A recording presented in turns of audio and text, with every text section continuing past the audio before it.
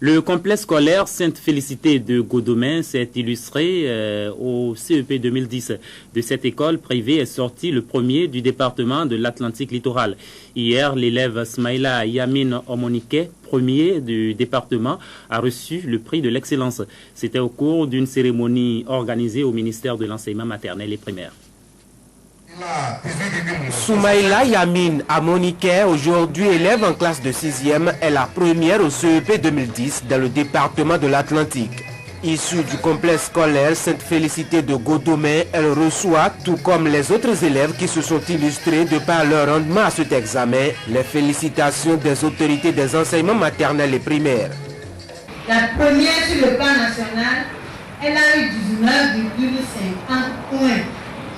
Toi, tu as eu 18,83 points, qui n'est pas très loin.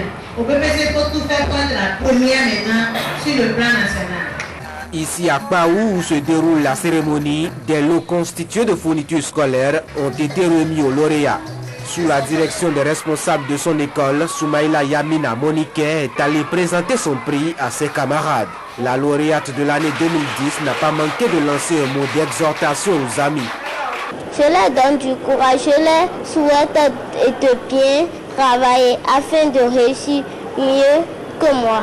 Le groupe Sainte-Félicité s'est toujours fait remarquer de par ses résultats de fin d'année scolaire au secondaire au terme des examens du BEPC, du CAP, du DAP et du BAC. Cette année, c'est le primaire qui vient s'ajouter à la liste des meilleurs en donnant le premier au CEP dans le département de l'Atlantique. Au niveau de toutes les entités du complexe, il y a de la qualité. La qualité au primaire. Et c'est cette année que nous avons la première promotion de notre école maternelle qui a passé le CEP. Et si la première promotion de la maternelle a passé le CEP avec brio, je crois que cela nous confirme que la qualité que l'on connaît pour le complexe scolaire Sainte-Félicité dans son ensemble. Les responsables du complexe scolaire Sainte-Félicité nourrissent de très bonnes ambitions pour leurs élèves. Ils demandent toujours et à cet effet la confiance de leurs parents.